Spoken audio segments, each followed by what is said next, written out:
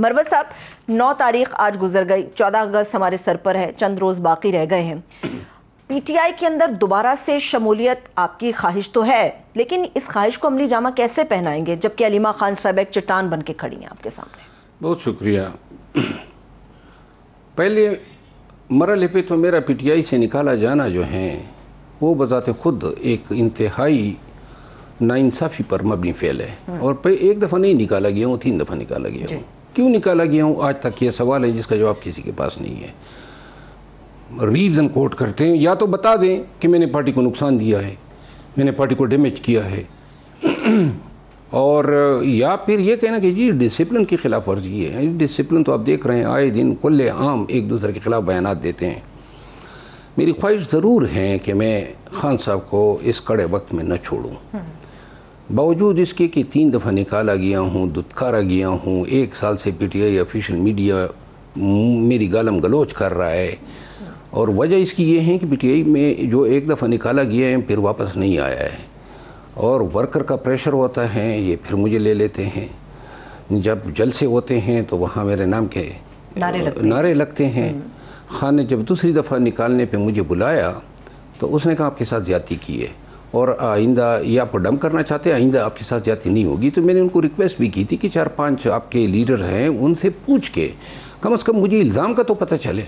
जिस तरह ये तीसरी दफ़ा इन्होंने मुझे निकाला तो जी कहा जी कि आपने सलमान अकरम राजा साहब पे तनकीद की है। तनकीद इसलिए की क्योंकि वो पहले मुझ पे 3 दफ़ा तनकीद कर गया था, 4 दफ़ा। ये हर सियासी जमात के अंदर ये एक जमहूरी हक तो तस्लीम किया जाता है कि एक दूसरे पर तनकीद हो सकती है। बहरहाल जो भी था इन्होंने मुझे निकाला, और न कि सिर्फ निकाला बल्कि 1 साल से मीडिया मेरे पीछे डाला है ताकि दोबारा वर्कर इसकी डिमांड ही ना करे।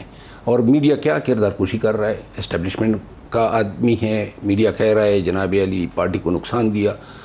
जब 9 मई हुआ और कोई पार्टी का झंडा नहीं उठा सकता था, कोई निकल नहीं सकता था बाहर, और जब उस वक़्त अलल-ऐलान सबके सामने धड़ल्ले से पार्टी के लोगों को मजबूर करके पार्टी छुड़वाई जा रही थी और पार्टी थोड़ी जा रही थी और सब लोग नज़रबंद थे और छुपे हुए थे, तो मेरी शक्ल में क्या पार्टी को दोबारा जिंदा किया जा रहा था?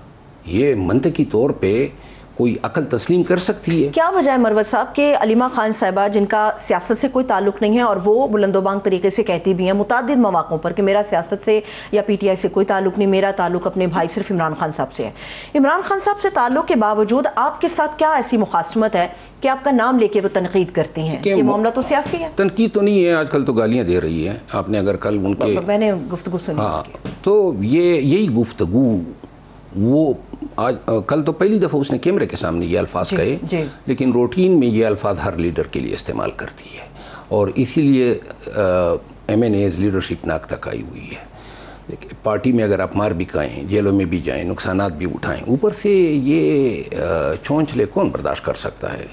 किस पार्टी में इस तरह किसी लीडर की बहनें जो हैं इस तरह आप पीपल पार्टी को दे के, कोई एक पार्टी की मिसाल ले लें, काम क्या है इनका? और जो आप बात कह रही हैं कि वो कह रही हैं कि मेरा सियासत से कोई ताल्लुक नहीं है, सरासर गलत है। अच्छा, कौन सी वो सियासत है पीटीआई की जो ये कंट्रोल नहीं कर रही है? यानी पार्टी का कोई जलसा, पार्टी की कोई मीटिंग, अडियाला जेल किसने जाना है, अंदर किसने जाना है, जेल के बाहर क्या गुफ्तगू करनी है, खैबर KP हाउस में किसको बुलाना है, चीफ मिनिस्टर को क्या कहना है, असेंबली मेंबरान को जो है क्या डायरेक्शन देनी है, ये सारे तो ये करती है। कौन सा फेल है जो वो नहीं करती है?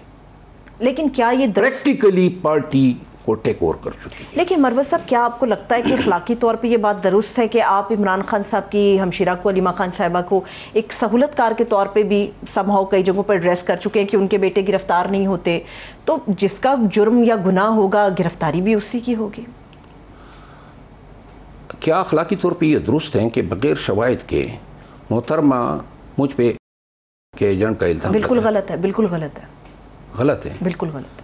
कोई एक सबूत दे दें, कोई एक दलील दे दें, तो लिहाजा मैंने सहूलतकार तो तब कहा जब बिल्कुल कोई दरमियान में पर्दा इसने छोड़ा ही नहीं। देखिए खान की बहन होने का ये मतलब तो नहीं है कि कोई मुझे गाली दे, कोई मुझ पे इल्ज़ाम तराशी करे और क्यों मैं बर्दाश्त करूं? कोई एहसान है, कोई रत्ती बराबर कोई फेवर किया है, पार्टी से निकलवा लिया इसी ने, फिर मीडिया मेरे पीछे डाल दिया, 1 साल से गालम गलौज कर रहा है, तो अब जान मेरी छोड़ देना। मैंने कोई चीज़ मांगी है। पार्लियामेंटेरियन ने कहा, देखिए पार्लियामेंटेरियन ने बुलाया, मैंने बताया कि 3 दफ़ा निकाला है, आपके साथ मैंने काम किया है, आपके लिए कैंपेन किए हैं, आपके लिए जलसे किए हैं, मुझे मेरी गलती तो बता दें। ये 2 रोज़ पहले जो मीटिंग हुई है मैंने कहा मुझे मेरी गलती कोई बता दें, क्या गुनाह और कसूर किया है। 11 अप्रैल 2024 से लेकर आज तक मैं साइड लाइन हूँ और 8 फरवरी तक सब कुछ मैं करता था, क्योंकि कोई था ही नहीं, तो कोई नहीं था, मैं तो पता। 8 फरवरी के बाद जब ये लीडरशिप बाहर आई और मैंने इनकी मुलाकातें शुरू कराई, तो दूसरी मुलाकात में इन्होंने मेरा आपका पता साफ कर दिया और खान ने मुझे फोकल पर्सन से भी हटाया, तर्जमान से भी हटाया, फिर पॉलिटिकल कमेटी से, फिर कोर कमेटी से, फिर पब्लिक अकाउंट कमेटी की चेयरमैनशिप की रिकमेंडेशन। उस वक्त तक क्या किया था मैंने?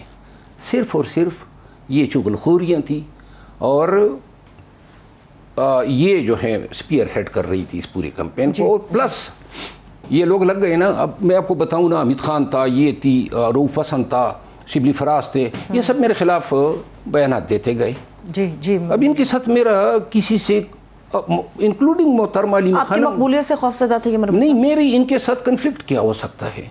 इमरान खान की बहन के साथ मैं क्यों कर झगड़ा करूं? उन्हें लगता था कि आप खान साहब की जगह लेंगे। देखिए, खान साहब की जगह अगर मेरे सियासी मकासद होते, हो सकता है कोई भी ऑपरेशन हो, बल्कि खान साहब ने खुद मुझे कहा कि जी आपको मीटियारी प्राइज मिला है, ये उसके अल्फाज थे। और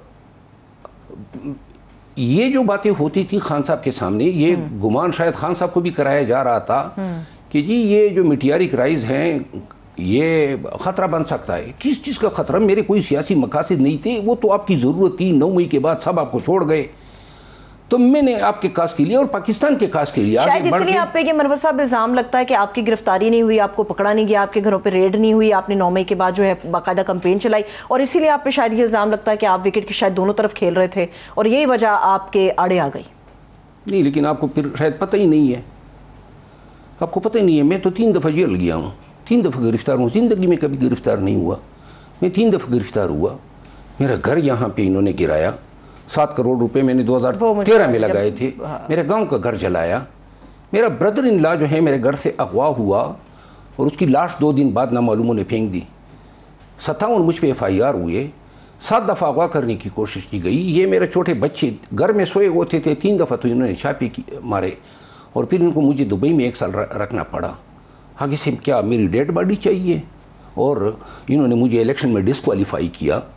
मैं ट्रिब्यूनल पे जाके बहाल हुआ। इन्होंने फॉर्म 47 में मेरा नतीजा चेंज करना चाहा, तो मैंने जाके 20,000 के लश्कर को लेके मैंने पूरे कंपाउंड को मुआसरे में लिया। ये तो कोई शक ही नहीं है कि आपकी मकबूलियत नहीं है। नहीं, सब आपके साथ पार्टी मेरे साथ कोई बता देना, जितनी हमने कैंपेन की और जितने हमने जलसे किए, आपके कैमरे के सामने मैं बता रहा हूँ ना, सारे पाकिस्तानी मेरे साथ निकले थे।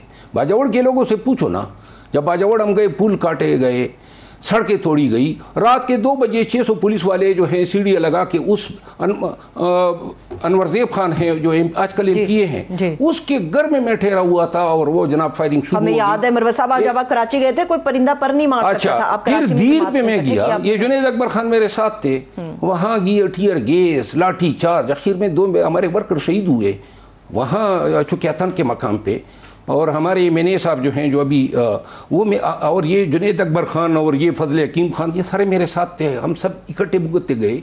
नौशेरा में जब मैं गया, पूरा इन्होंने मोटरवे बंद कर दिया।